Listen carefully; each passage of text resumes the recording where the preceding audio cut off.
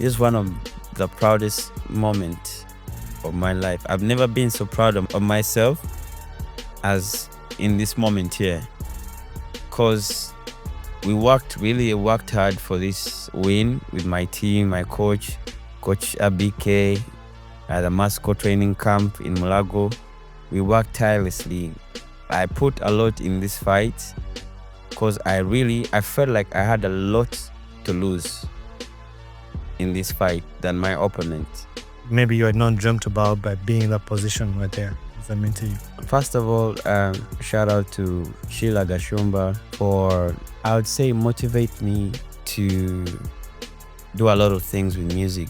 I feel like she did a lot of things for my music and for me to be out there and be able to reach this stage.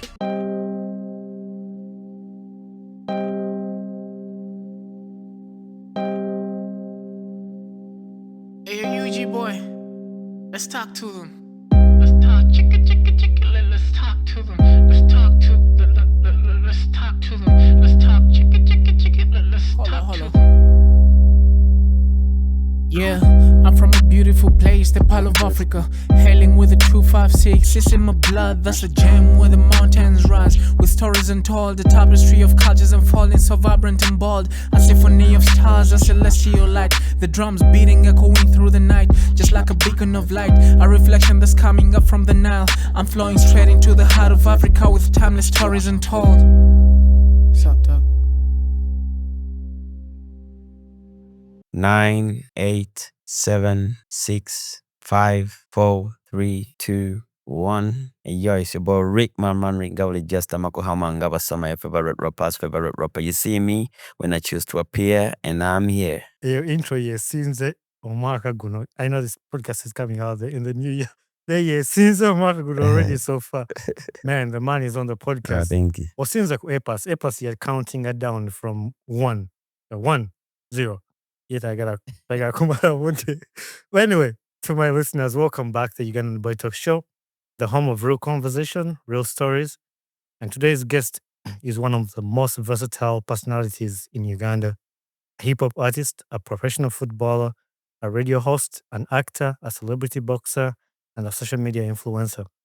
Born in Kabubu, raised in Bakuli, one of Kampala's most respected ghettos, this man has built a name without sacrificing his peace. You know him as Rickman Manrick, but today we're going beyond the brand and getting into his story.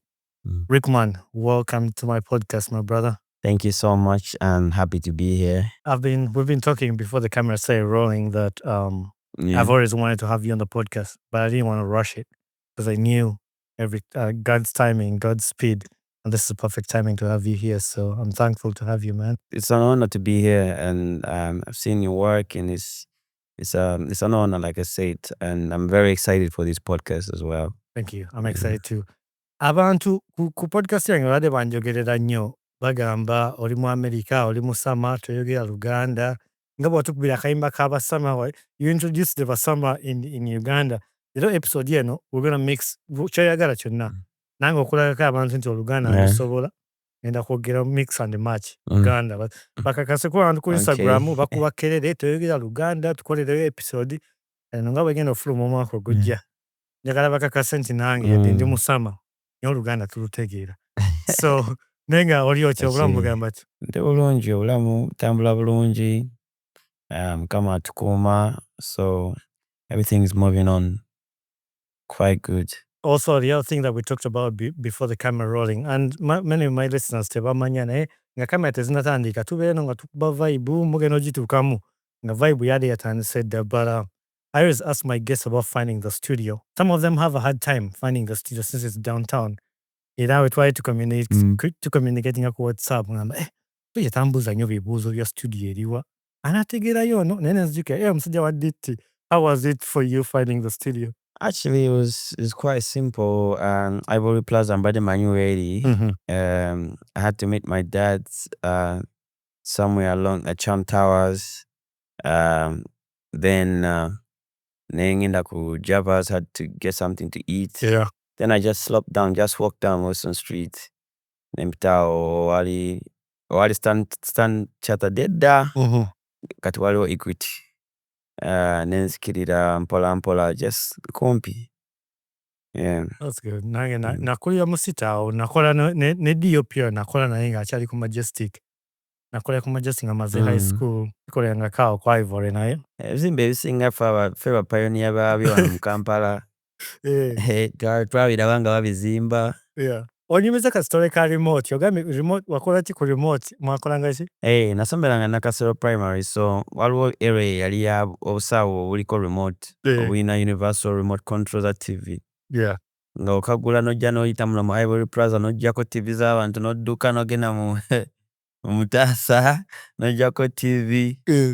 So yeah, actually coming here and walking down here like took me down memory lane. Yeah. Nzijukira ebyo ebintu, so it was nice coming here. That's good. I love that. Yeah. I love that's a funny part that I usually those are some of the behind the scenes that I like to ask people, and I'm always laughing. But one thing I'm gonna start with before we actually even go deeper into this episode is I appreciate and I admire the way you're humble. Simanyi ng'ekyo kikolamu. Naye from listening to you, sikumanyi nnyo, this is the first time we're having a conversation. But from the interviews I've seen, the way y'otwalamu obulamu bwo, okikola otya? You're a celebrity, you're famous, okikola otya n'obeera ng'oli humble bw'otyo? I think I grew up in an extended family. I grew up with my grandmom. I think she was the kindest person I've ever known in this world. So I think that's where I get all my behavior, the way I treat people. She was very, very, very kind. Yeah. And very respectful. And I feel like being humble and respectful puts you on a certain level with people. So now we can from a deeper understanding y'abantu. When you come and you listen, like you don't overreact certain things, or all it is you digest mpola in a calm way. It gives you also a peace of mind okubanga tobitwala nnyo serious. Yeah. Ate n'ekirala nze nkulidde mu situations ez'enjawulo. Nkuliddeko mu ghetto, nakulira mu ghetto mu Bakuli. I made my way, even my mom made her way to another class, a working class from scratch kuba twakulira mu extended family ngenda ffenna tuli awo Kirindi. But I grew up seeing my mom wanting good things, buying a car. Yagula emotoka natamanyi nagivuga. So nga tamanyi vuga motoka yagirabira nako ku office room. Bino yogula emotoka n'agireka mu parking, n'agenda n'annya taxi n'adda ewaka. Bamukubira nti owa emotoka wagyerabidde. N'agamba nja kujja enkya nja gikima. So I've seen a lot of classes twaliko nga tetulina, tulibaddeko nga tulina. Kati kizibu nnyo omuntu okummamba byonna mbirabye. I have friends who are rich. I've been to different countries where I don't even have to spend that single coin. Kyesitanaba ndowooza kukolako kulinnya private jet na rocket. Naye bisigadde because ekya private jet tujja kitereezaamu tugenda kikwasaganya ekyo. Anyway, buli kimu kijja kujja. I like that. I love that. And for me to have an honor to have this conversation with you, it means a lot to me because that's something I admire.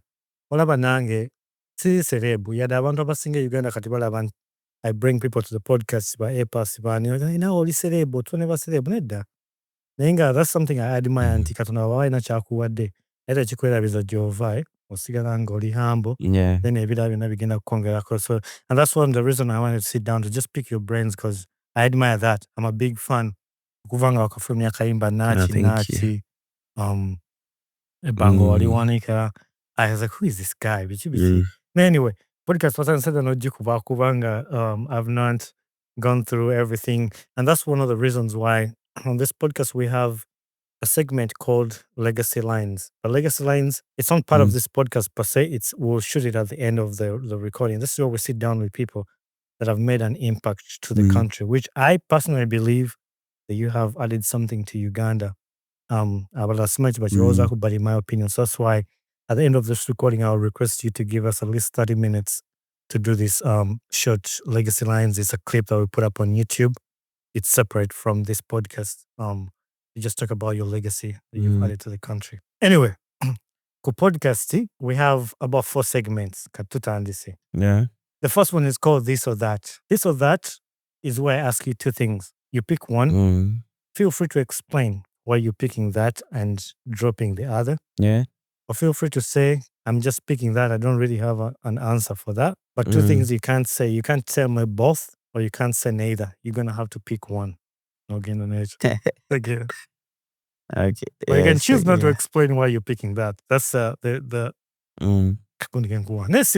it's just about you and your personality. Studio session or live performance? Studio session.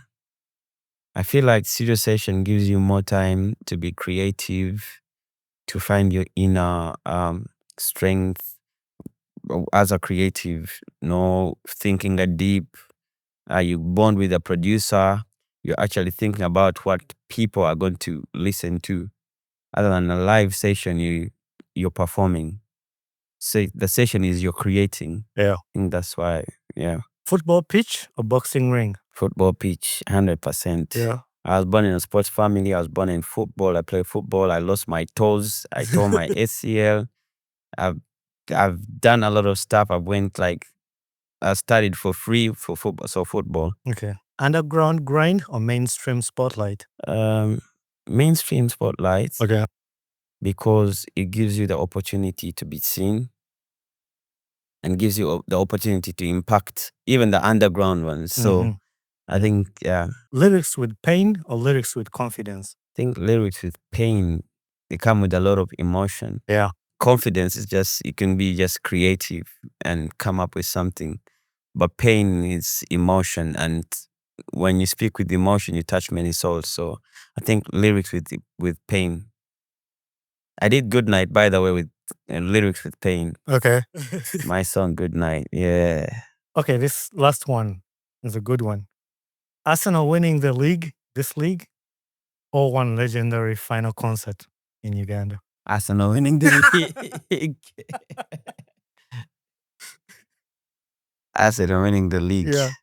Why is that? I mean, that one I'll ask for an explanation. Okay, like when I started supporting Arsenal is when they the season they took the trophy. That's me. Me too. That was, yeah, 2004. that's when I started. I was inspired by Thierry Henry and my auntie that actually gave me some money to support Arsenal.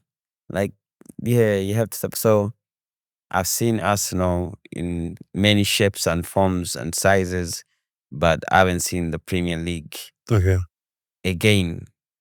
So, but concerts are, you can have, there's some guys say you can have 1,000 hardcore fans that will listen to your music for the rest of your life. And then you can have 1 million streams that people don't even care about the song. It's just trending. Yeah. It's same as concerts. So along the way, music is memories. You're creating a bond with people. So I don't think a concert can carry all, but the Premier League for us, no? That's a moment. So moment, I agree with you 1,000% because winning that league this season, it would definitely do good to me because I'm at that point where if we don't win it this season, I might take a sabbatical for a little bit because just like you, Monday from 2004 supporting this team, and I love Arsenal with all my heart. I want to sing it out. Those who know me, they know the love of Arsenal. Actually, I have a picture in here. I'll share it with you. Laying down in my jerseys, I have over like 31 Arsenal jerseys, like every season. Ogura. I thought I had many. I have around like 11 or 12. No, I have a lot. Yeah. I posted a picture online and it's sharing all my jerseys that I have. It's crazy. It's a lot. But no, I love Arsenal. So Arsenal winning the league for sure. For anything too, I'll go down for that. Yeah. Anyway, Rickman, we're going to your story. This is the main segment where we just cover your journey, your story. I usually do the segment to break the ice, which I feel like we've already broken the ice. But like I said in the beginning, I've listened to a lot of your interviews with Uganda Zoko Zenyenji different of them. Even they hosted you on the Babon Forest podcast, Naina Julie Liza.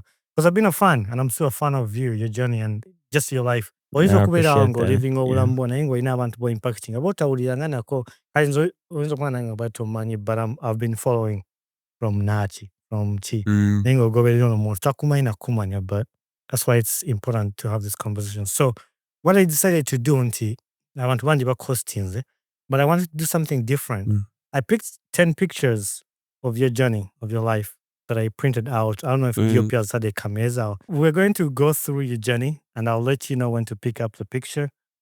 You look at it, tell me what it brings to your head, or I'll guide you through it. But that's how I wanted to cover this story, just to walk through down memory lane of into your ECM. And I think it's a good experience for the guests and for the people who are going to be watching to get a little bit of from all different interviews. We have a little bit of a different perspective. But I want to start from your roots and identity. Take us back to Bakuli. Who was Derrick before the world knew Rickman? Bakuli, I was Derrick Mukolea. Okay. Everyone knew me by the name of Derrick Mukolea because of my small eyes, but it was all about football. Like I said, I come from a footballing family. My dad used to play football for KCCA, for Bell, for the under-23 Uganda Cranes. So it was football all the way. So Bakuli in the ghettos, playing barefoot, getting all the nails, toenails out. So we used to we started with a team called the Reds from our neighborhood.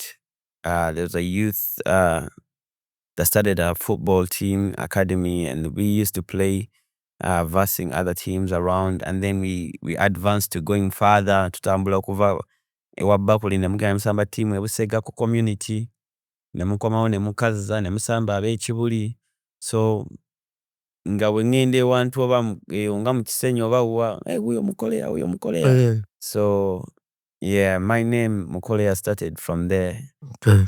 And I think actually there was a guy who called me, who named me that name. He was part of the team, but he had a reference of the World Cup, Korea, Japan. So every time he used to call me, say, Korea, Japan. So that's how the name came up. That's funny because I did that when I was young and nasamba omupiira nga ndi muto.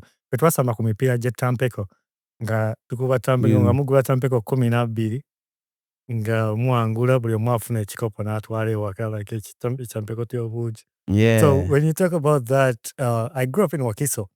Nga tutambula ensamba abe mu byalo bye namusera simanya kakiri simanya oba nga mugenda ne mukuba omupiira. So it really brings memories. I won't say I was that good.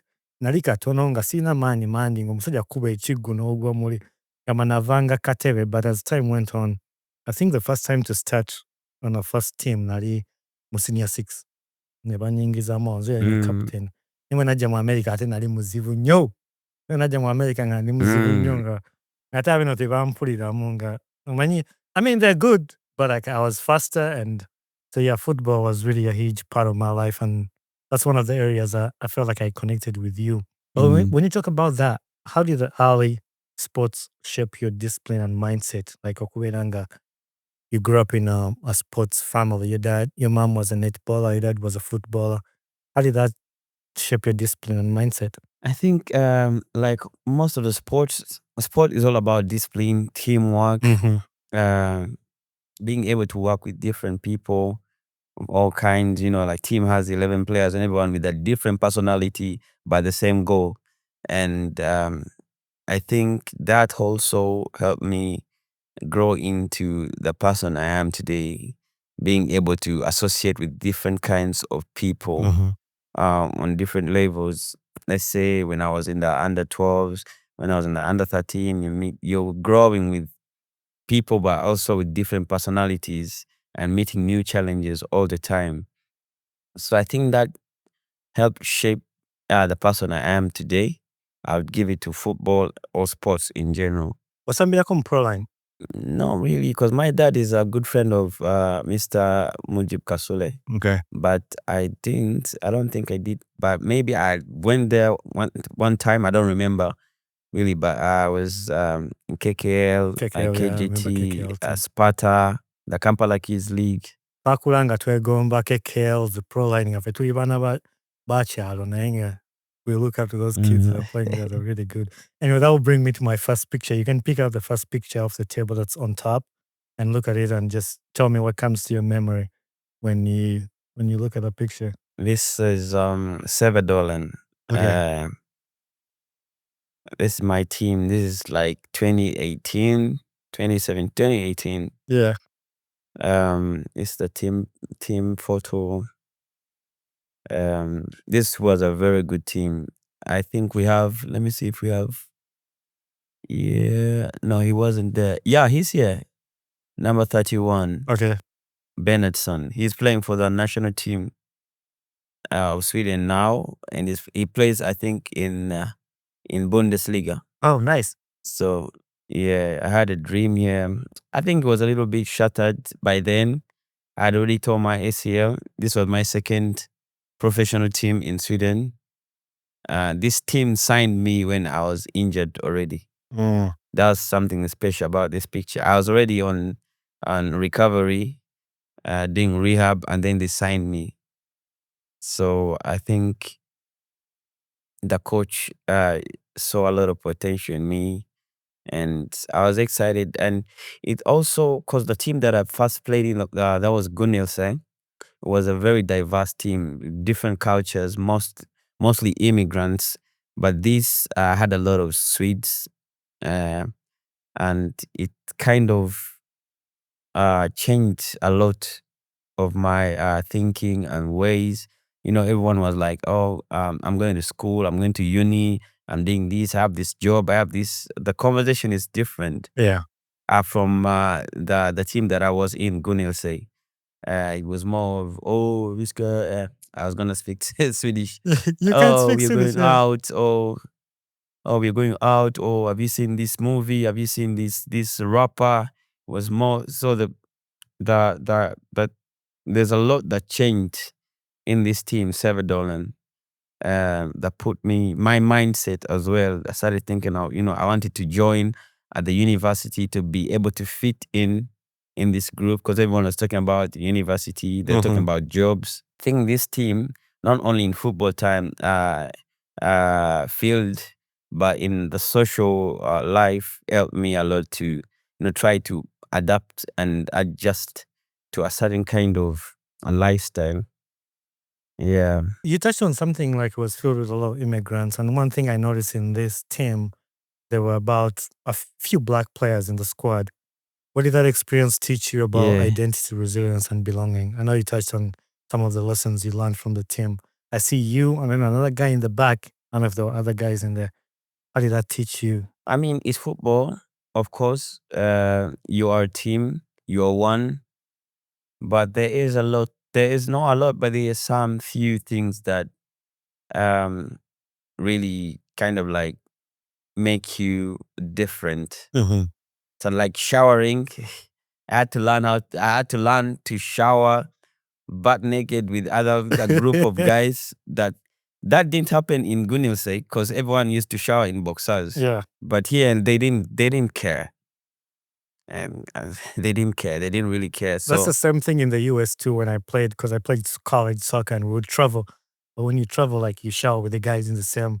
I was one of those guys in they got privacy and but when you're the team, you just do yeah. whatever the team does. Yeah, I think even the music in the dressing room, if when it's your turn to play the music, you wanna play the Afro beats, and it's not the same vibe. Yeah. Maybe some like it, some don't like it, but it's not the same vibe. There's a way you try to teach a little bit of your culture and also try to fit in. Yeah. And I think it also helped me a lot with music, because the choice of music I used to listen to in the dressing room when we're getting ready for training, getting ready for matches.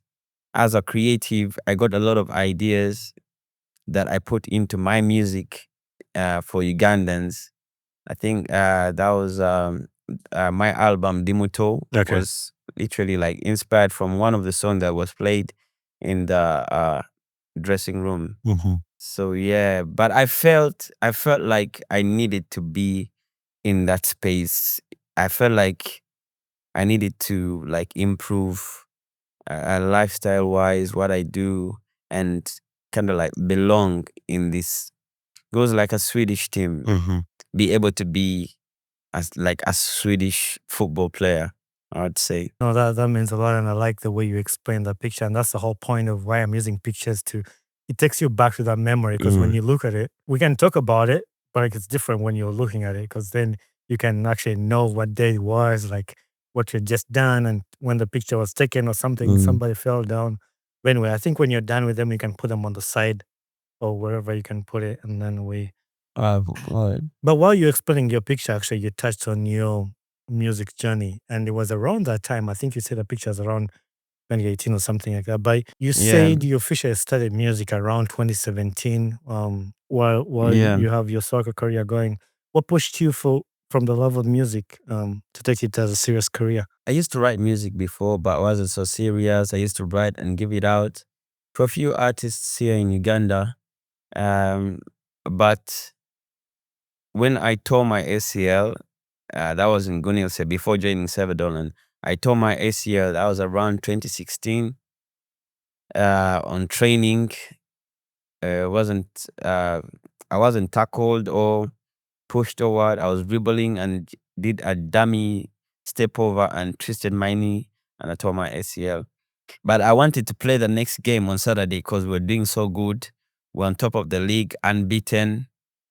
And I feel like that was the worst decision I made in my life, wanting to play so much. I told my coach, I feel great. I'm fine. I can play the game on Saturday.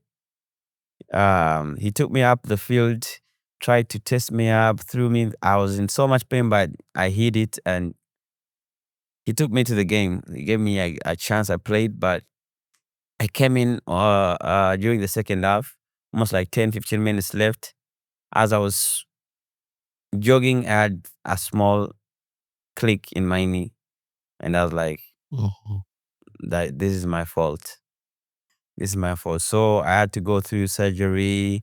I was gonna be out for like a year, home bored, doing nothing. Started doing freestyles on Instagram, and you see the comments, yo, oh, this is good, you can do this, whoa, whoa, whoa. And some of the rappers that I used to send me, they're like, yo, why don't you do music?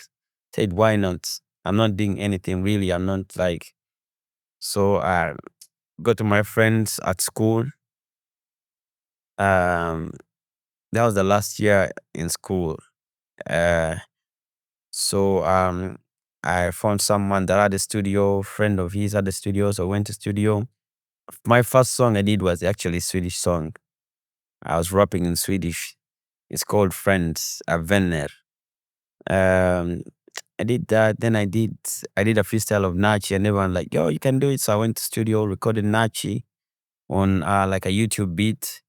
That was nearing December. So when I came back in December to Uganda, I asked around who's the best producer. Told me Atin. That time Atin was on fire. Atin Pro. Shout Like, out. let me go see this Atin Pro guy. So I reached there and got Manyawa Summer. Yeah. It was like, oh, you have no program. It's like, he said, so I asked him how much because I know how the Ugandan way, how it works. Yeah. I saw he wasn't really busy, but I think he didn't know who I am. He didn't really know who I am because I wasn't doing music. So I asked him, how much do you work for? Said 400K. In my mind, I knew this is the Ugandan way. If you ask someone what's the price they tell you is the highest they can come up with. Let's say 400K. I told him, okay, don't worry, I'm giving you 600. Let's build this. And he was like, okay, no program. You come, let's do it. And it was quite simple. He added a little bit of touch of the Ugandan feel, and like in an hour and a half, we were done with the song. And I was just proud of myself. When played it to my guys at the Bayan Sports Center there in Munyonyo, we're playing football. The guys were like, yo, this is a banger. And I was like forced to now I have to post it. I asked my friend in Norway, Conrad, he was doing music already, told me you can, there's a platform called this and this, DistroKid. So I opened it up, I uploaded the music, and boom. That's how I started. And that's how I knew about Rickman. Kaimba wekafulu Nachi. Nachi, yeah. It It was actually first played at Club Play. okay. Club Play was the first, because when I did it, I had the demo. We went with the demo to Club Play. It was a Saturday, and they played the song, and there was a reaction because people didn't know it was the first time hearing it. And you could see a crowd, like the reaction was there. And I said, actually, maybe this is cool. It's fun. Yeah. So I went on doing music. It is crazy to see your music journey. Like I said, I've been following your journey from behind the scenes. And then fast forwarding to your album, you touched on again, Ndi Muto. That was won the hip hop album of the year 2024. It was a great album with the songs that were on there. And that'll lead us to the second picture. You can pick it up and I'll look at it. When you look at this album cover, I like to focus on album covers a lot. Abantu abasinga tebakifaako nnyo, but I pay attention to why somebody chooses ekifana nkyateka album cover. When you look at this album cover now, what version of Rickman was this capturing? Like, what does it bring to you? When I look at these, I wanted to show intelligence with this. I don't know how people perceive it, but with this picture, it was like in the dark, but still seen, and you're shining. That was the whole point of this. And the shut off kind of embodies the, when we're being born, that's the Ndi Muto. When we're being born, we come with no clothes on. So this is really, I was just trying to, like the album, you see the songs on the album, I really thought a lot putting out this work. It took me like 3 years. Before when I had like people talking about albums, it took me 4 years to, like, come on. this is, but it took me like 3-4 years to come up with these. Most of the songs are from 2018. Oh. Most of the songs are from 2018.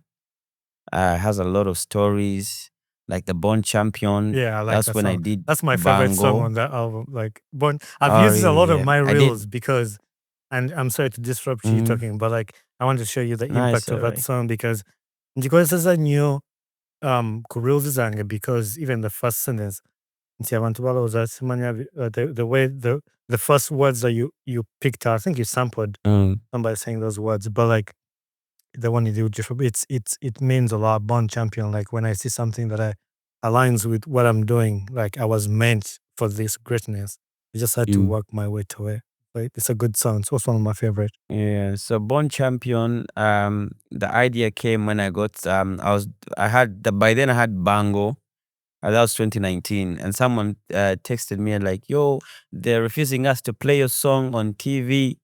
I was like, "Why?" They didn't give me a reason before, and then I went straight to the pad and started writing. No banji balowoza balinaye batusibira. That was the idea, and then in some there was a DJ that I was told that didn't want to play my music or was told not to play it. So some parts I had to change when I was ready to like release it, just to be politically correct. Yeah. But there's some lyrics that were like Tasasulanga DJ Kuba Nyimbazo because they wanted some money. And so I think actually Joshua's the one who advised me to be like, no, don't go hard. Yeah. that one, let's just leave it out. Let's just say something else there. Yeah. Yeah. No, So and then Ghetto Made, I was inspired by Number One, the Bobby Wine song. I wanted to get a lot of people to come on a song, and if you look at the people that are on the song are not really a mainstream artist or that, yeah. but they're very good and unique artists. They sound like Baby, King Honey, Ruyonga, Mark the Urban, Bad Spaxy. I feel like these are the right people that had to be on this track. Liko Banji, and then Lugaba. Yeah, I wanted to do something for gospel. Yeah. Or Uganda featuring Pasha Amaro. That was also for the love of. I'd already done this song. I think in 2018 or 2017. I already written it down. So most of the songs, the Luga Pandemic, freestyle. I like that one. That Ugandan one's Pandemic actually was good. that one actually digs deep into some story that I was told about certain artists that spike drinks. That's the last part of it. Uh, so that one came out of rage a little bit. Mhm. Um, then Bandy Guitars, just something creative. Where are you? Party night with my friend Maniac Main from Florida. He loves Uganda. He doesn't Yeah. want. He's always here. Yeah. Tolomba America. Those are songs that I actually, most of the songs are from 2018, I'd say. Then Find Your Way with Joshua Baraka. Joshua Baraka came with this song. We was at Cayenne, and Lob, the road manager, came to me like, "You have this guy, he's so talented." We talked, we interacted a little bit. He's a cool guy. And then he sent me this song the following day. I told him, "Yo, we have to go to the studio." Let's do it. Not to like, or whatever, but first time I had Joshua sing, I told Lob, this guy is going to be the greatest artist in Uganda, I'm telling you. And I told my friend Bex, he usually works with me, helps me out. I told him, "You know what, we need to do a song with this guy because he's going to blow and the world will know him." I was like, "Yeah, sure." So we did Find Your Way. And then I think we released it like 2 years after. Oh, nice. So most of the songs are from 2018, I would say. That is great to think Yeah. about. Like most of the songs are from 2018, but it wasn't until 2024 that this album won the hip hop album of the year, and that's patience and hard working, and just because we get into a rush, like I want to get quick success, but that patience that takes you Mm. all the time to wait for that, it's amazing. In your recent interviews too, you've mentioned that you plan to exit music in 2028. I had it somewhere Yeah. after 10 years in the industry. Why do you give yourself an end date when most artists fear endings? No, I'll be honest. I'm always honest with people. Music wasn't my passion in the beginning. Like I said, I'm a footballer. I regard myself as a footballer. Even when I can't play football anymore, still would choose football any other day. Like music, I love to do music. And when I started doing music, I fell in love with the creative process of music. Like you can sit down and actually create something and people like it. And then when I understand the business, it's fun. Like music is like, I don't know how to explain it. It's like, it's fun. You just do something and then you treat it a certain way just because you sat down and came up with something, put it on a beat and you act there. So I feel like I didn't get the chance to reach the level I wanted to reach with my football. And I want to give it a second try as a football coach. Okay. Because as a football coach, you have a lot of years. You can have like more than 50 years to be able to get somewhere. Football, maximum 35, 30 somewhere. Then you're like, that's your limit. So I'm planning to go back to football in that way as a football coach. Yeah, you're planning to go get your licenses and stuff, and just Yeah. And I think like when you love something as a passion, it comes natural. Like you can do it. Like I'd never done a podcast in my life. I didn't do journalism. Sagenda kusomera some journalism. That's because I love conversations. I love sitting down with people. Nenjogera, like from my heart, and just let the person speak from their heart. I've been able to teach myself these things, and because it's a passion, I find ways of making it work. Nechijana tichika, okay? And I feel the same way for you, like being a coach. I think you'll make a great coach because football is a passion. Like, and you show it in your action and everything that you do. You've also been open about being comfortable with writing your own music. And actually, you mentioned that walitokkiriza muntu okuwandiikira luyimba.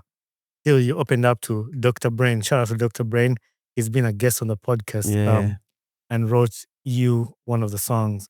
What shifted your mindset to open up to him to write a song for you? It was actually when I was dating Sheila.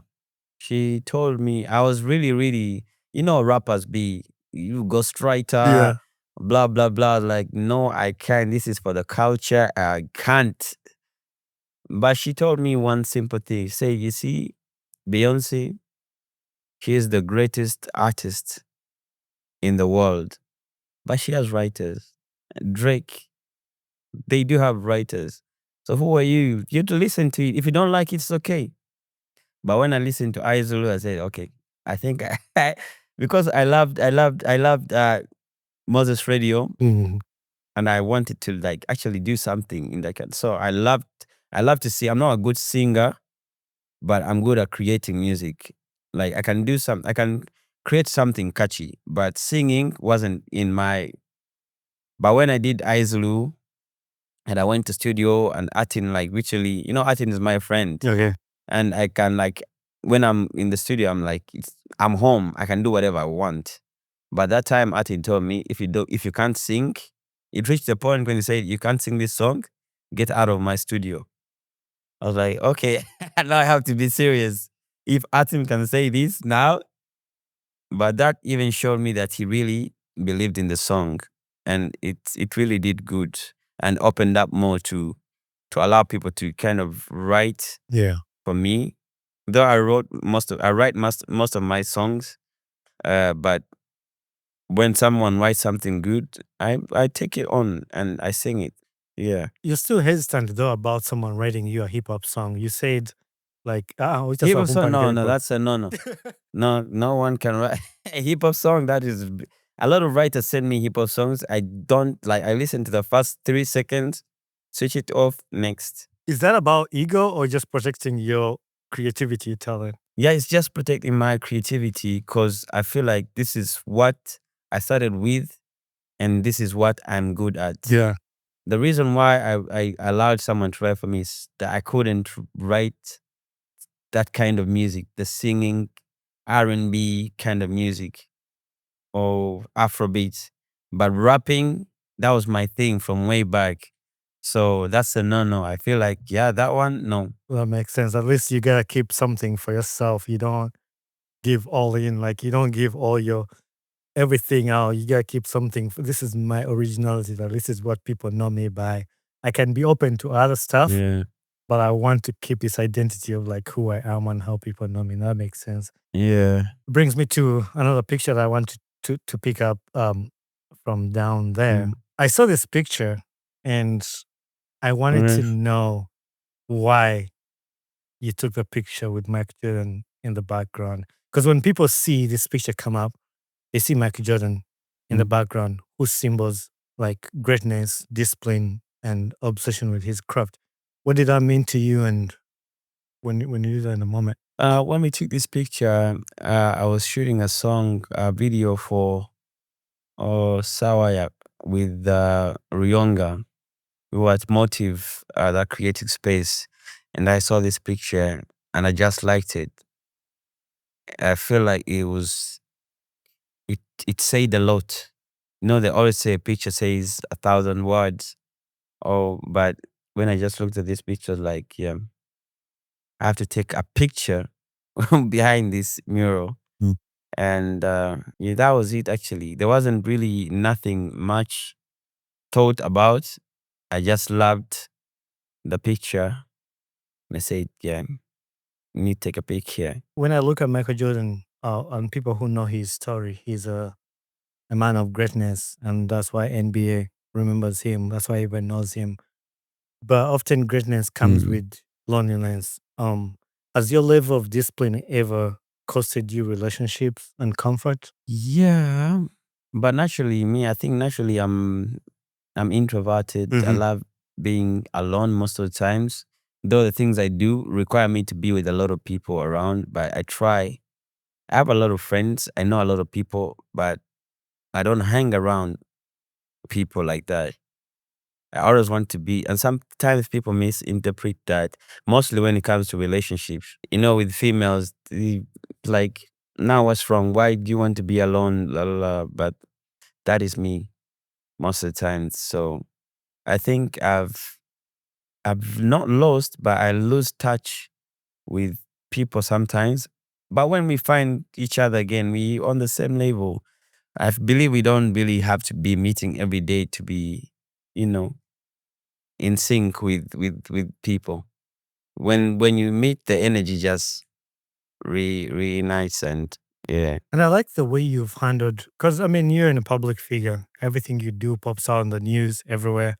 I think recently you were still like making rounds with issues going on, but I like the way you handle everything. I watched your interview at NRG. Actually, you popped into the show and asking you about the ongoing issues, but your response to it is like the host, actually, shout out to Gaga. She's also been a guest on the podcast. Like the way she said, you kill them with kindness. Like they expect you to react and overreact and you ombe ovume. No, it's easy. It is easy. Like, and that's the best way to handle. And that's some of the things I admire about you. Like, I want to be that calm. Like, you do something bad to me, I'll handle you this way and just deal with life. Is that something that you've had to teach yourself, or is that just who you are naturally? I think I get it. I get it from my grandma and my dad. Yeah, my mom is a bit. She doesn't play, but I think she has also grown into a more calmer person than she was before. But I think I take it from my grandma, from my mom's side, and my dad. Okay, so I like your sense of fashion. I see your Instagram, I see your pictures. I think it's something that you do maybe because you like it. But one of the fashion that stood out to me, there's a lot, but obviously I had to pick one picture. Is when you're doing a video shoot of Ekibe. Like that picture right there, like what made you to pick that outfit, or what was behind that fashion? Honestly, it was my friend, the videographer, Lit Boy, Oh, who shout out to Lit Boy. Yeah, he's amazing. he wanted to create something different with the video. You know, it's a drill song, but also bringing a touch of, you know, the 70s, 60s, 80s kind of feel. And I loved it. Me, I'm open to a lot of things. And mostly if someone is like on top of their game and they know what they're doing, if they tell me, yo, you know, let's try and do this, I'm like, yeah. And when he told me that he wanted a scene like this, I say, why not? Let's do the afro, let's do the pants and a bright shirt and boots. Give it an old school touch. Yeah. I'm really open to new stuff regarding fashion. For other styles that you do, your dress codes, like even the one you wore for the when you performed at Asfars, do you style yourself or do you Yeah. collaborate with other people? And how strict are you when it comes to protecting your image? Yeah, most times I just freestyle. I just do my thing. I don't really think a lot about it. But mostly, like when you're in this business we do, you get approached by a lot of people. And sometimes you give a chance to different people, different young. I love to give opportunities to different young people. So for the Asphas, I worked with a guy called Abasa Styles. He's a young boy. He's, I think, probably like 2019 Yeah. guy. I think it's campus first year. And he was like, yo, I can get you some good suits. You can put it on. He had actually, I had worked with him on an ad that we had to shoot with Energy. And he was like, okay. So I was like, fine, you know. Yeah. And that's it. I don't really think a lot about it. Yeah. No, it came out great. Your outfit and also was really good. And just as the others throughout your Instagram, the way you pick, and that's why it stood out to me to bring it as a question to just pick your brains on how you go about that, and for other people who might have similar questions about something like that. I was so much into fashion. I think by like 2015, 16, 17, that was my thing. I wanted to dress up and everywhere, even going to the park, I had to make sure I dress up everywhere. But I think as I grew up, I lost the touch. I don't really do care that much, but it depends. If I'm going for a meeting, of course I have to dress accordingly. And that brings me also to the hair. The hair thing. Everyone's like, why do you cut off your hair? Actually, one time we waited for the Honorable Prime Minister Nabanja for like 5 hours waiting. And when we got the chance to meet her, it took her 5 seconds to greet me and on to the next person. But I noticed when I came in like this, the first thing she looked at was my hair. She went like, you can see a person like went down and then it's like, hey, how are you? This is Rickman. Oh, Rickman, hi, how are you? Okay, good to see you. Okay, bye. And that's it. And it's because I Stuck. was all dressed up in a suit, Yeah. but the hair, in Africa here, these kinds of things speak a lot about you. Yeah, they put you in a different kind of the way you are, the way you dress, your hair, mainly your hair Mm-hmm. is a very, very important thing in Africa. So, and in Uganda, so that's one of the reasons why I had to do away with the dreads and all that, go to short hair. And even the showering, it was a lot of trouble. You have to put your head on the side most of the times, and then one thing falls off, and then you have to redo. So regarding that as well, That's struggle. I feel like there are a lot of places that I'm going into as I grow, and the people that I meet that require me to be, or I require to be presented in a certain way to be able to network and collaborate and work together with people. Mm-hmm. Yeah. That brings me to the next picture. And in this picture, Mm. mainly was the caption that you put under this picture on your Instagram. This caption was saying, it's not on the picture, but I have it here. It says, woke up on stage at a concert, hopeless looking like a mosh pit. Bible at my side, like a raffle with God given gift. Every single day, I thank God for. That's why I pray so much. I pay so much homage. That was powerful. I think at the end you said a quote from Eminem. What was the quote meaning to you, and why did you put it under this picture? Like the quote says, and like my story is, I feel like I wasn't meant for this, but I'm here. That's why I woke up on stage. Cause in my dream, in my young years, when I was, let's say, 8, well, that's when the dreams start. 8, 9. I never dreamt of being on a stage singing to people. I dreamt of being um, on a pitch with thousands of fans, and I'm scoring the goal that wins the Champions League or the World Cup or this. So literally, it's like the music. I just woke up on stage, Yeah. and it's all God and the people around me and me myself. I was watching another interview too, and you were talking about the tattoos you have on your body. Most of them are scripture written. How much has Yeah, spirituality guided your life or your music today? I'm a believer. I'm not religious though, but I'm a believer. I believe in God. I believe there's a supernatural power above. I'm not too religious. I wouldn't say that because I grew up in a Muslim family. My Yeah. mom's side was Muslim. My dad's side is Christian. But I've been in both. I don't want to go into religion that much. And also, I've studied religion on a very different level. The way we study religion here in Africa is different than the way we study in Europe. So I came to a conclusion as me, myself, in my opinion. And I feel like religion is culture. Yeah. That was my conclusion. And when I understood that, it's like I started connecting the dots.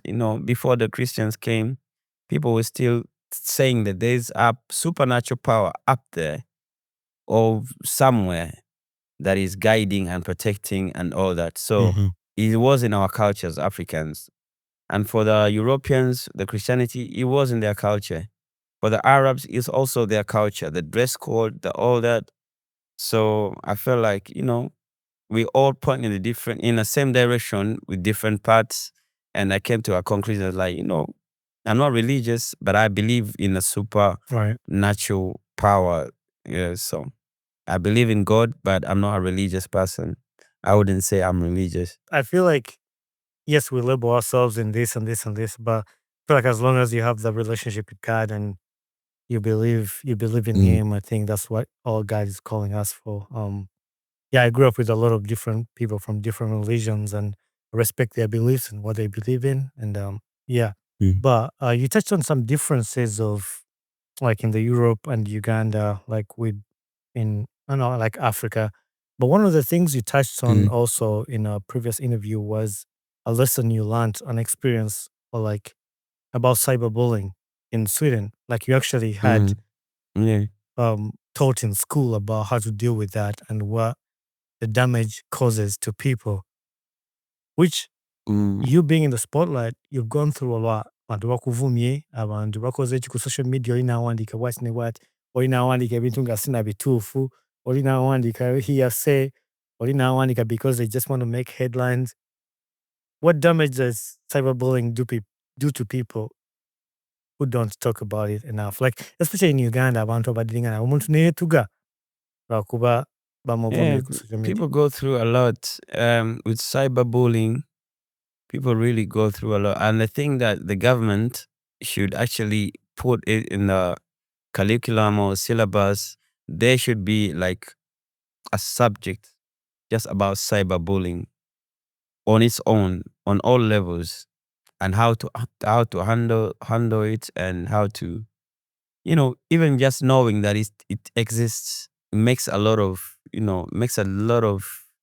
sense, and it makes a difference. Yeah. Yeah, to young, because mostly when you talk about cyberbullying and all, when you're grown up, you've gone through life, a little cyberbullying there and there can do harm, but not really. But when you're a teenager, you're trying to find yourself, you're trying to find your identity. What do I do? What path am I taking? And then you face this kind of harassment on social media and on the internet. It can do a lot and can cause a lot of damage. So I feel like they really need to put it in schools that teach kids the dangers. Because when you're teaching and talking about it, you're actually, how they call that word? You're not only preventing, but also, there's a word, but I just remember it in Swedish. Like how do I put it? Actually, you're preventing. Google are not translating you. No, you're trying to prevent you're preventing it from happening. Okay. Before it. Yeah, it's like protecting before it happens. So just literally talking about cyberbullying in schools, the person who would bully someone, if you tell them the dangers and what it brings out, it's like when you're going to learn how to drive in Sweden, there's a course you take for 3 hours. They're talking about alcohol. They show you a video, a very scary video of road accidents. The people just look at a text message, just a second, and back, and it's boom. Yeah. So it kind of prepares you for the road. I feel like if people or schools do actually talk about or create seminars about cyberbullying, someone out there, because some people may think it's fun, because fena twali twegeriga mu ssomero twekola biki, but think about it. Yeah. I also find some comments funny. I also find some videos funny, but I don't comment. I may find something funny. I feel like, oh, this is funny, and this is this. I don't comment. I keep it to myself. Have a laugh and move on. That's it. Because I know what it can do to that person. Yeah. On the video or the picture or whatever. So, but sometimes also in our industry, there's where you have to like go with the flow. If you want to move a post, maybe I posted this picture and someone commented negatively on it, and then we do a back and forth just to bring engagement, because that's how the algorithm works. Right. You can pull out those kind of things sometimes then there just to move a post, but I don't really take it. I think I grew thick skin. I don't really find. Yeah. Even like Drake gave a reference in his one of his songs. I don't remember the song, but he said sometimes he feels like he wants to reply, but then he remembers it might be an 11-year-old behind the keyboard typing. What are you gonna say to Drake? You're 11-year-old. What are you gonna really say to a billionaire? So that's how I take social media. That makes a lot of sense, because it's the same way with the podcast. You sit here, do your content, and then somebody, yes, we're all learning, we're all improving. There's some things might not go right, some things might not go, but we're all on a growth of journey. And then somebody just blasts a negative comment. It's like, it's not that I want to put, if something went wrong, it was on accident or something like that. but somebody just Yeah. comments negatively, and you feel like it might break. It has broken some people, and they quit something that would have done turned out into a big dream for them. People have quit what they're doing, their creativity, because of a negative comment. But like I keep telling people, like these days, like TikTok pays us for engagement. So whether you abuse me, I'll respond back. We keep going back and forth. The post will get engagement. At the end of the day, I'll get paid, and you have helped me to get the money. So you keep abusing, and then I'll keep getting paid for your engagement. I get earned money. But no, on a serious note though, because that is a positive side of it. But then there are people who never come out of that. Like we said in the beginning, like they get offended, they take it to heart, and some people have taken their lives. So I second with you of like the government making it a point to educate and sensitize people about cyberbullying and people not to take it serious that way. But I also feel like from the things that have helped you, and we've talked about this a lot at the beginning, you once said, "I did not make a name take my peace away." And this has broken down. Actually, you even said it again on that interview with Gaga when you were at NRG. It's like, sakola linnya kwemala ku mirembe. Bwe nkedde enkya ngenda kutambuza kulinnya boda boda. Ngenda girinnya ngende gye ngenda nkomewo. Sigenda kwemalako mirembe nti sivuga Range Rover sinaki. That breaks down a lot of young artists who feel pressured to live beyond their means. Have you been able to stay with that statement? Literally, I came on a border here. Yeah.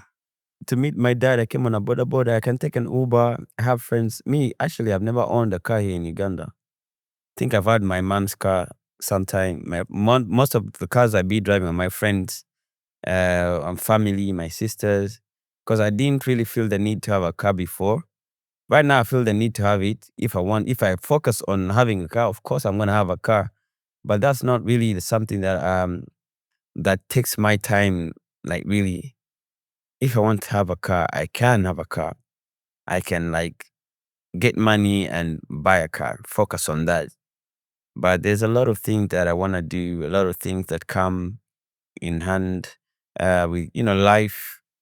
So if I can take an Uber of 20K to somewhere and back, it's the same thing as having a car gas, and putting fuel of 100K. So it really is not, but the main thing is a car is security. Yeah. So in Uganda, literally a car is security. It's nothing more than that. It's security. Means you can wake up in the night at 3 a.m., get in your car and drive rather than. But what I mean by that, sakola linnya kwemalako mirembe, is just self-explanatory. Like, I don't want to put myself in a position where I can't do normal things because I'm Rickman. Come on, I want to go get a Rolex. Yeah. I want a Rolex. I can't put myself on pressure. And because me, sometimes I be around with friends, some artists when they're with friends, like, yo, go get me a Rolex, go get me this. I don't really feel like that sits right with me. If I'm with my friends, you're my friends. People kill time to be with you because they like what you're doing and they're your friends. So you're not gonna be bossing around sending, something that you can literally do, and you're not gonna. We are not in the US. Yeah. Like, it's not a threat. Like you're gonna be threatened. You're gonna get your chain snatched, or someone's gonna put you on gunpoint. Where's the money? It is not here in Uganda. It is not. Yeah. I can literally just walk on the street and, hey, Rickman, Stolechi, Tewali, Bongako, blah, blah, blah. You understand? It's just me trying to be normal. Yeah. Because life is normal. Like, it is nothing serious like that. I want people to love my music because they love my music, not because they love me. Because I'm trying to put up a certain picture of a celebrity, or trying to trying to act like I'm in Hollywood, Yeah. or I'm in because a lot of artists actually act like they are in Hollywood, or they're in the US but it's not when you contract, it's not the same. Not the same. It's not really the same. Not the same. No one is gonna find you and say, gunpoint, where's the money? How much money do you have?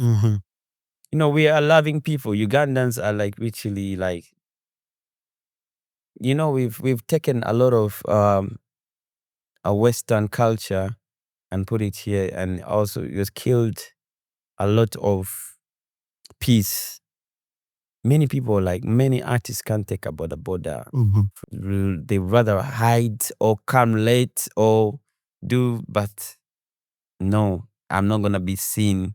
How are people gonna see me? People are still gonna book if you have a nice. People have made hits when they have no cars, no border, can't even afford a border, and someone has a hit song. You get, so it really does nothing. If you have, it can't take away. But it's showbiz. And I can connect with you a lot on that because a lot of people, I'm not a celebrity. Sagana kuchete kamwera na madumba gamba nyo. But again, goes back to what I said at first. And tingina funa Rickman muteke ku podcast with yeah, chazane Rickman ku podcast ye Ewa amani. And then the next day somebody would DM me. Ne modamu, jebaliko. Jebaliko. Jebaliko kuliza podcast yange.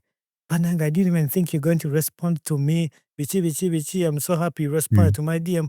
No, I'm not like that. Like the same people, abawuliza podcast yo, beba kuyamba okuteeka wooli.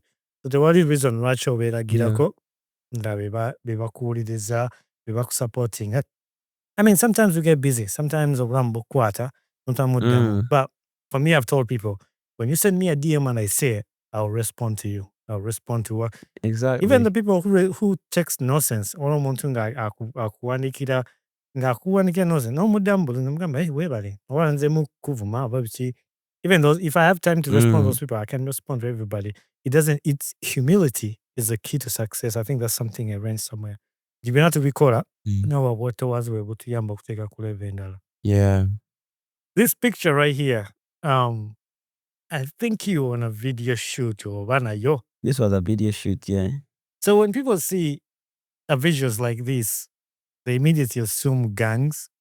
And you've said before, you don't like working with gangs. Gari is osobola ogifuna oba ogyagala, but you don't like working with Gali, which people call gangs. Even though wakulira bakuli tugimanyi nti ogenda wali bakumanyi oyo mwana wa wano n'okuŋŋanya abavubuka abo 100 oba 3 nemugenda. Explain the choice why you decided okubeera nti eby'eggaali nedda nsobola okutambula nzekka. I think naturally, like I said before, I think I'm very introverted. I love my peace. I love being alone. Don't have a lot of friends, and the other thing is, you can work with, because mugali ebiseera ebisinga osobola okuba nga omanyimu abantu banna oba basatu b'omanyi personally, then abantu abalala bajja bagoberera bugoberezi begatako begasi. You don't know what they're capable of doing. You don't know like why are they with you? Why are they there? You don't literally know anything about them. So someone can do something and it'll cost you as a public figure. It will cost you. Bajagamba, someone can beat up someone and say, Rickman, Rickman. So I tried so much to avoid such scenarios because the people that I want to interact with, the networks that I want to, tap into, the buildings that I want to enter, I don't want to have any kind of, association that can tarnish or bring down what I want to build as an artist, as a person, as a public figure, generally as a person. Yeah. Yes, so ebintu by'eggaali ebyo balina ababi abasembayo, Gaza, Scorpion, Lipanda bonna, naye those are my friends. Mbaagala kubanga nti bakyali abamu twasamba nabo omupiira, bamu tukuze nabo, bamu just by one love.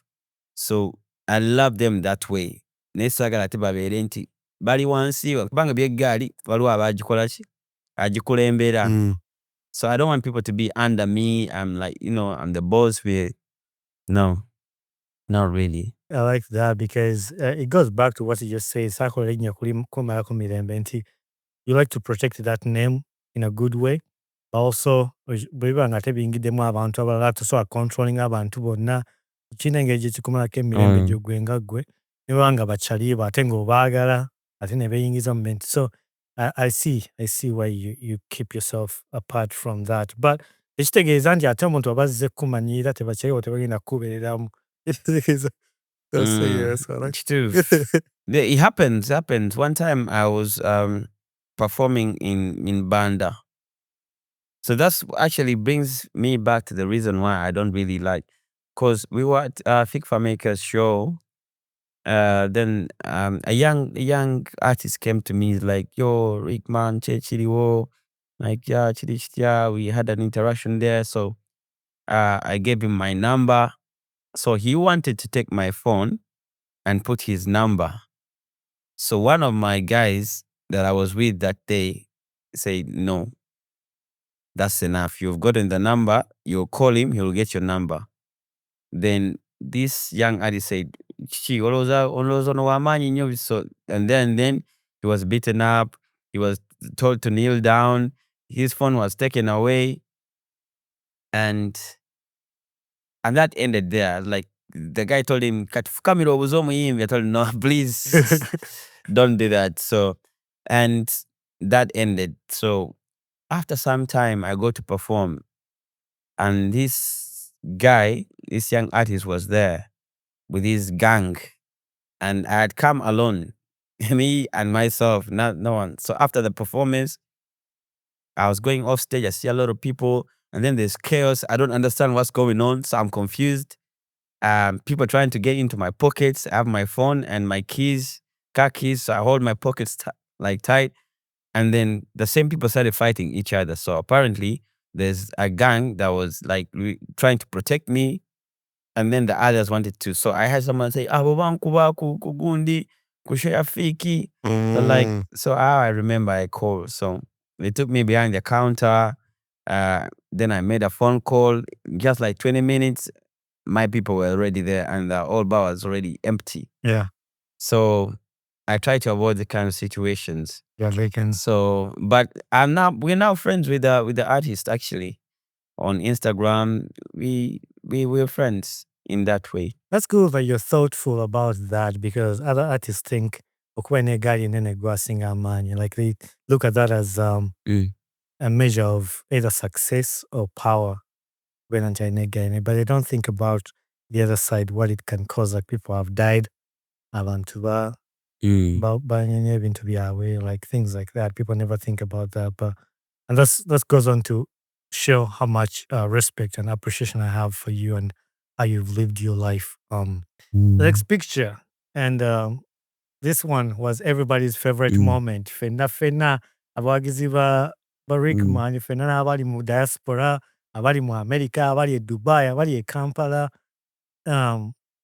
Bakuli is known for street boxing. How real is the boxing culture there? And actually, go ahead to explain that moment in that picture.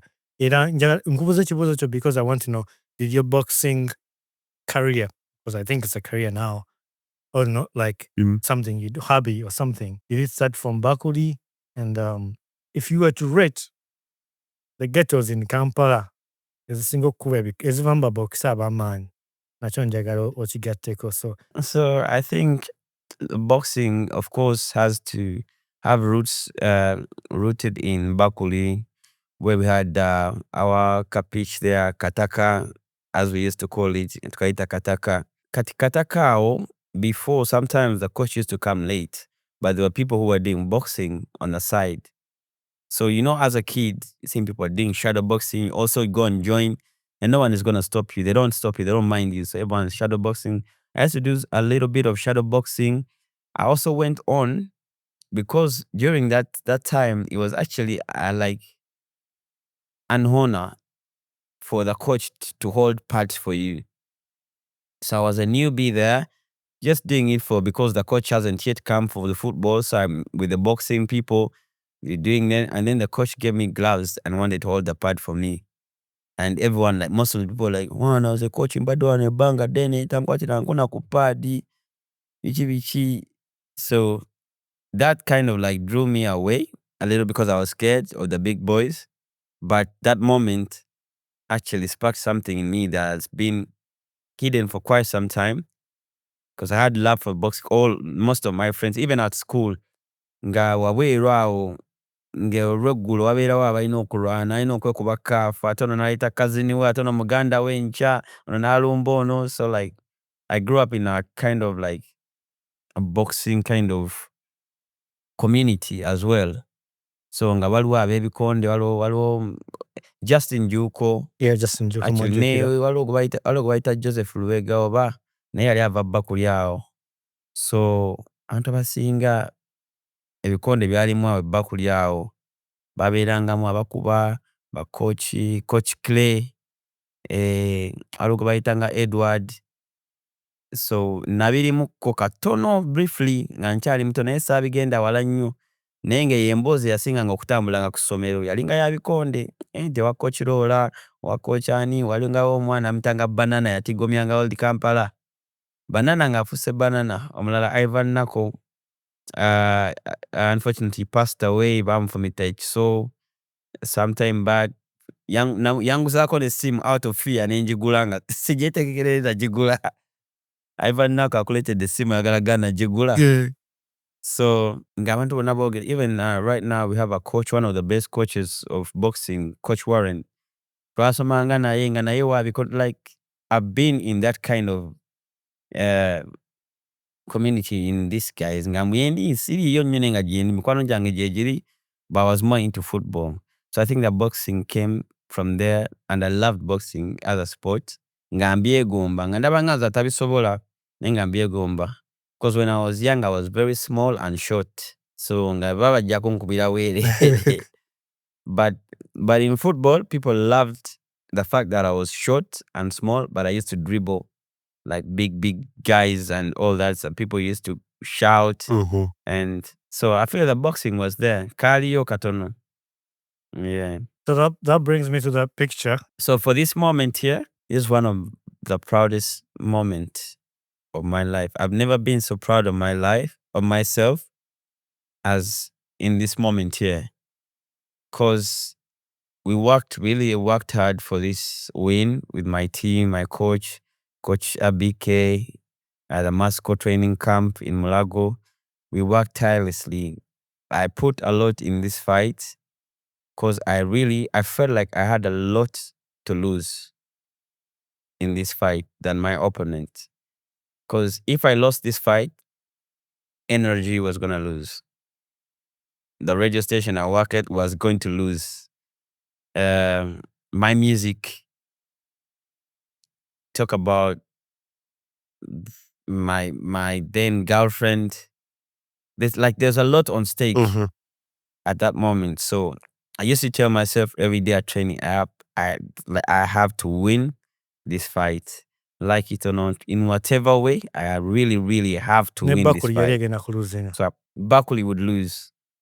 It's like it was a lot of people on stake, and like literally there was a lot of people that were gonna lose. All my friends in the music fraternity, the people that I work with, undercover, like Bexa DJ, many people were in some way, even Atin. Let's say even Atin would kind of BIT, they'll be connected to that. So I really put a lot of work in it. I woke up we trained 4 days in a week. Sometimes I did some extras on Saturday just to like get, because I knew as an athlete training is really the key. And mastering the craft, knowing the technicalities of the game, what to do, what not to do, listen to the coaches. I put a lot of work in this fight and it really paid off. So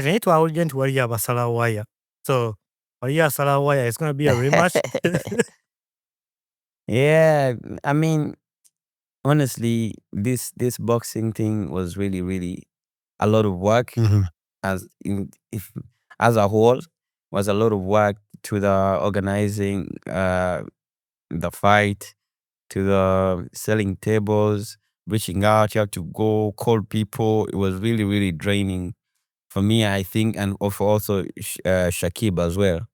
It was draining. We had to do a lot of things, even last minute.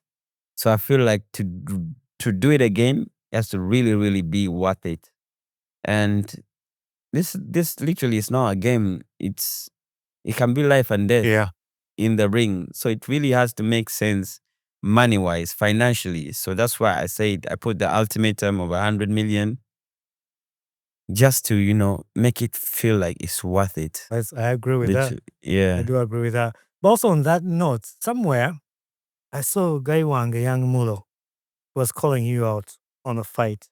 How far have you got with that, with Young Mulo? With Young Mulo, I feel like it's more of a, I would say, because when I went into this, I did it for mostly the sport, because I like the sport, and also for the friends that are in the sport that I know, and we put boxing on a certain level, and it just felt right. For people who came out after that, I feel like it was just out of what has just happened, but not love for the For the game, sport yeah. and love for, so it really didn't feel right. That's why. But for a person like Shakib, who has like been training, showing that he is into the sport, he's been at the games, he supports a lot of boxers, buys tickets, it feels Worth like, it. this is for a good cause, Yeah. not really just financial, but it's for a good cause, for the love of the game. No, that's I think that's the best way to put it, and it makes a lot of sense if you put it like that. There's some people who can just jump on omanyi ng'ozimbye ekintu olaba baagala okitandika nga kirina we kituuse naye nga tebaagala Yeah. kitandikira ku kyava wansi, just jump on the hype. So, and not in a bad way, but like, yeah, you gotta have the right intentions and the mentality towards where you're doing something. But that brings me to our next picture. This picture, I think you were playing in Uganda. Soko mbuli simanyi wali oli Kampala gye wazesambira? Yeah, I was training with KCCA. Actually, I wanted to play for KCCA Okay. FC, because it was part of like my dream. My dad played for KCCA, and I also wanted to just fulfill that. And I still have that the back of my mind. I really want to play the Super League, but I would love to play for KCCA. But it's a bit competitive, and a lot of people's careers. Cause me, I'm like, I would say I'm prime age Yeah, for football. yeah. But there are a lot of youngsters that will love that opportunity that I wouldn't really want to suppress. But for me, I would love to play for Super League now. Any team, not Express, Villa, or Vipers. Why not? Why not that? Those are our rivals. Why? Oh, they are Those are our rivals. rivals. Okay. Those are our biggest rivals. But I'm just kidding. But I would love to play for a team in the Super League, even if it's a half season. Yeah. I would really, really appreciate and love people to see that side, because they didn't really get to see that side. Most of the people who saw me play football saw me when I was like literally young. But You should play I for would my love, hometown, 'cause they Wakiso missed FC. they missed a lot. Wakiso FC JD. Wakiso, yeah.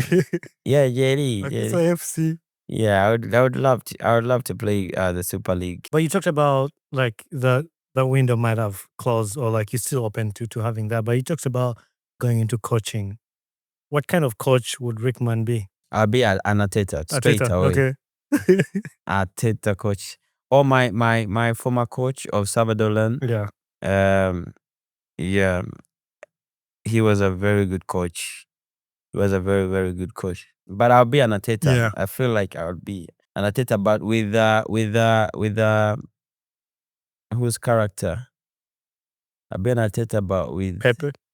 not Pep. Yeah, kind of Pep, but a little bit of Mourinho. Not the rough Mourinho, Yeah. but the joyful one that runs to the corner. Yeah. That one. I feel like I would, every time we score, I'd go and celebrate with the players. Yeah. So I'll be getting a lot of yellow cards for going on the pitch. Like Chelsea coach just did it like a few games back. Mascara. He Yeah, ran to Maresca. celebrate with them at the corner Yeah. flag, and he got a yellow card or red card. Well, they suspended him Yeah. some game, but no, that's fun. You talked about the teams you don't want to play for next weekend. Because singa Tottenham wabia kusainizi.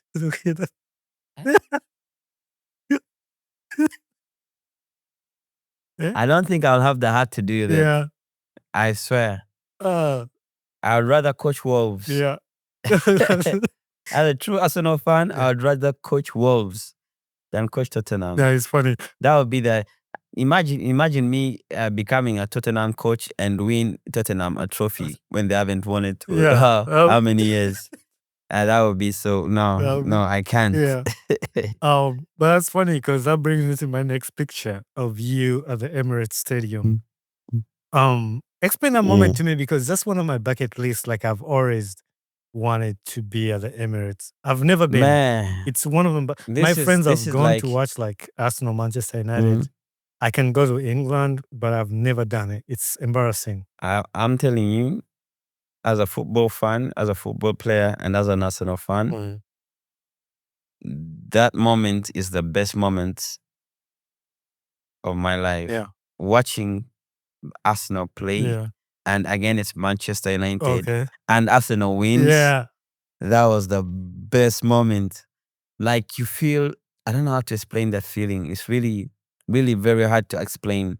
Like when you hear the anthem, the North London Forever, and the whole stadium is singing, and they're in sync, and you're seeing that players warming up.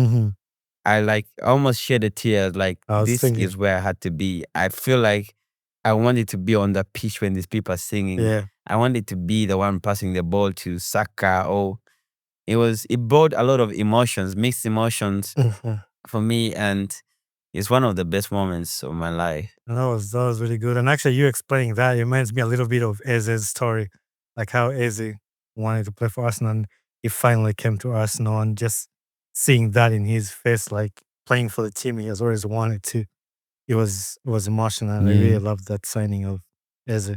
Yeah. But you love football, and everything we've talked about, whether we've been talking about music, we brought football. Whether we've been talking about boxing, football comes in somewhere. But the question I want to ask you is, what does football give you the music and boxing does not? Football gives me a home.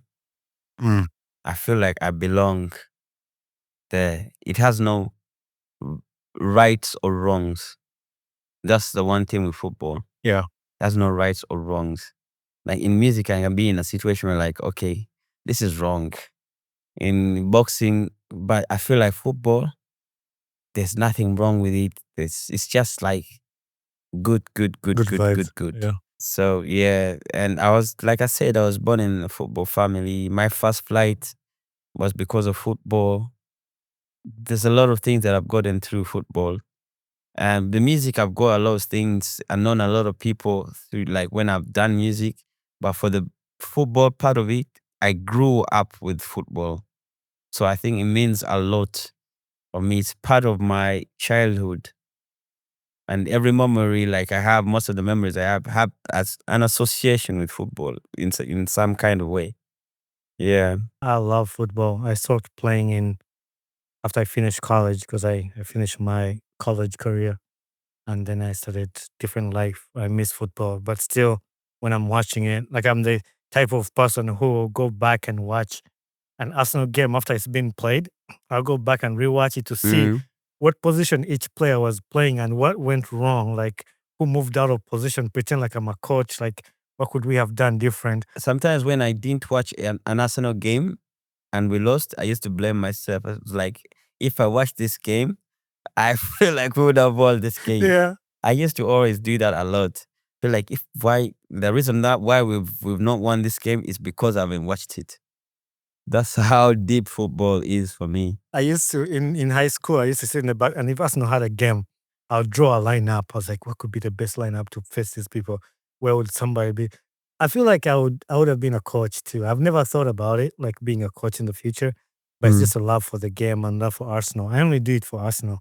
I don't do it for any other team, because like I feel so much connected. But 2026, I'm going to the Emirates to watch Arsenal, to mark that date. So 2026 actually, if we win this league on the final game, ngenda kugula ticket ngende okulaba omupiira gwa Arsenal. Bwe tuba tugenda wangu ekirabo.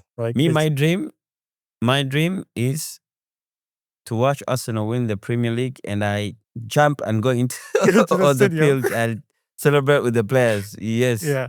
That's like literally my dream. That would be and hopefully it comes through this coming years. That when we win, I'll be there with you. I'll but there'll be a lot of people. I'll be there with you. Yeah, definitely. Ngende London. Abana manje oluvanyuma. Yeah. Yeah. Anyway, we have come to our final picture. I want you to tell me what this moment was like for you. The big crowd. This was Blankets and Wine. Yeah. What does that mean for you, standing on stage singing to a huge crowd? And do you ever stop at some point and just fully take it in that this is something maybe you had not dreamt about by being in that position right there? What does that mean to you? First of all, shout out to Sheila Gashumba for, I would say, motivate me to do a lot of things with music. I feel like she did a lot of things for my music and for me to be out there and be able to reach this stage, the blankets and wines, the roast and rhyme. In a way, she had an attachment to it. I may be a talented, like I usually say, me, I'm not a talented musician, but I am a creative musician. The people who have talent, I'd say Joshua Baraka is the most, I would say he is the most talented artist we've had in Uganda. He's a complete musician. He can sing. He just did dancehall. He can rap. He plays instruments and he can produce music. So I feel like that's a complete artist. But in this moment, I felt like I had made it in music on the Ugandan scene. I made it. Performing at the Blankets and Wines was very huge for me and my music career. But I'd like to give Sheila her flowers. She made sure that I reach all those big stages. She wanted me to dress like this, be this artist. I want you to do this. She tried. She did her best. But I can say me as a person, everyone has their own personality, character, and I've learned throughout life you can't really change a person until they want to change. So I didn't really want to be that kind of artist that is, like I'd say a diamond platinum kind of artist. No, but I would say I wanted to be a J. Cole kind of artist. Put on my H&M shirt, black jeans, pair of sneakers. I'm good to go. But she did a wonderful job with the music. I'd commend. Yeah. And she wanted me to be there. So for this moment, I'll say she played a big role in it. Not directly going to the people who organize the event say, I want Rickman there, but the direction of the music and direction of Rickman as an artist, she tried to portray and put me through, led me to these kind of stages in the music. Because a lot of artists, big artists in Uganda that haven't performed on Blankets and Wines, and Blankets and Wines is no more in Uganda. Yeah. So shout out to her. And when we go back to this moment, this is the best moment. I could really see my little sister here in the crowd, like performing live. That was my first time performing live, actually. Yeah. And I had like a phobia of performing live. But it just came in natural. In that moment, I felt like this is really fun. This is really cool. And this is the crowd that is picky. The Blackens and Wines crowd is really picky. Yeah, but being able to get them up on their feet and dancing and enjoying and listening to people singing your songs and shouting and it's pure love. Like it's love and they're having fun, they're having the best time of their lives. And seeing my little sister in the crowd there, and as I was doing Nachi, and she's literally just there, a lot of emotions went through, and that was one of the best performances I've had in my music career. That is really, really amazing. And I was just listening to you, and I never want to interrupt my guests when they're talking, but a few things I've learned from you, like the things I've learned from you without having a conversation with you, just seeing you from afar. But there's also a few things I've learned from you just having a conversation with you on the podcast. Because like I tell people, when I do this podcast, I'm talking to you first before even the world gets to hear it. Because it's like me and you are having a conversation before anyone else. So those words go to me first before the people get to hear them.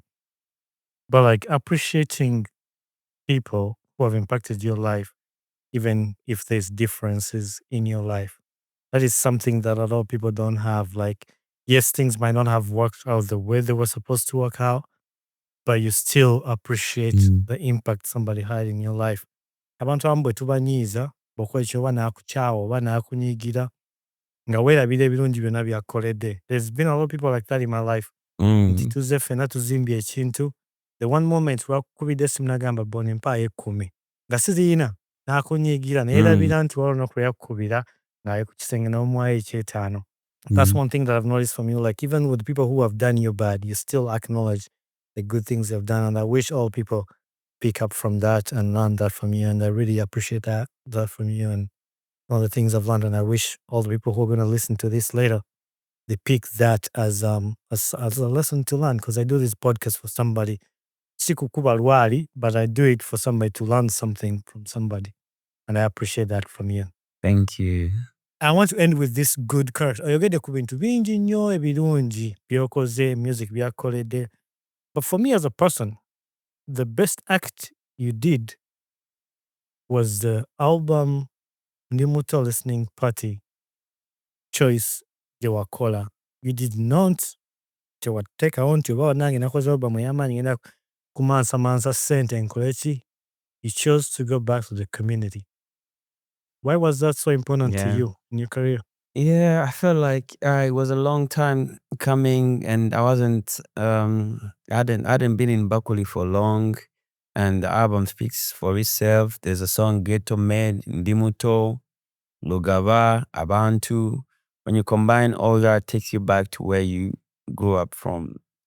Even in Ghetto made, I mentioned Bakuli, Mango, so it just really made sense. Giving back to the community, doing a little bit of charity, and then being able to share the story, because an album most of the time is a story with that you want to share with your fans, and being able to share it firsthand with people from Bakuli, where I grew up, the streets I used to play football on, the people that I know, my childhood friends, was just giving them a meal and being able to feed 400 people was just the right way to launch an album, a hip hop album, because mostly hip hop it's a culture, and most of the ingredients of the culture stem from the ghettos, and it was just the right thing to do. I felt like it was the right thing to do. That's amazing. Yeah, it is amazing, and that's why I think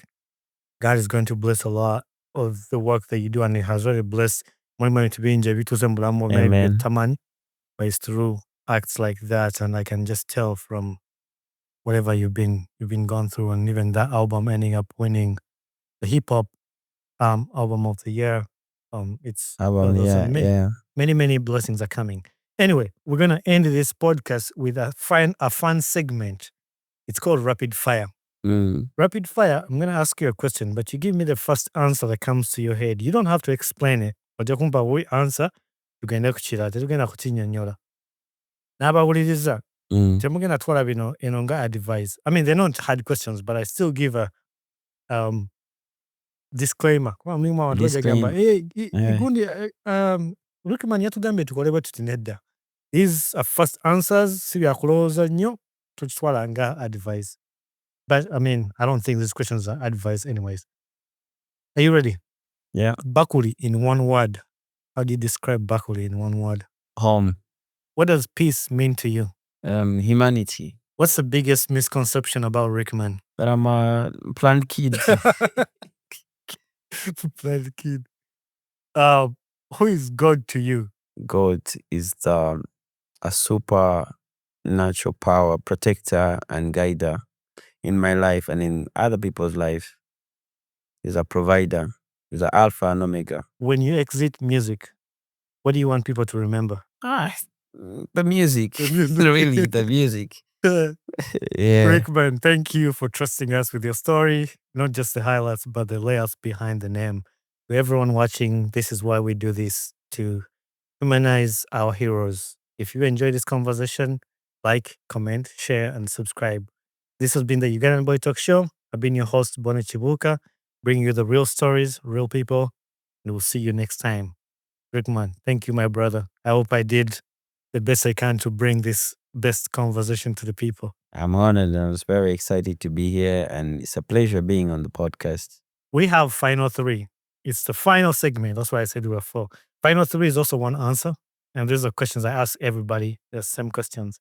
What's a life lesson you've learned in life to this point? You can never change a person. That's the hardest, one of the hardest lessons that I've learned. Mhm. You can never change a person, and don't take life. Take life serious, but it's not too serious. That's true. Live your life. Yeah, don't live a life to please others. Live a life to please yourself. What gets you excited about life? It's being able to give someone something to hold on to.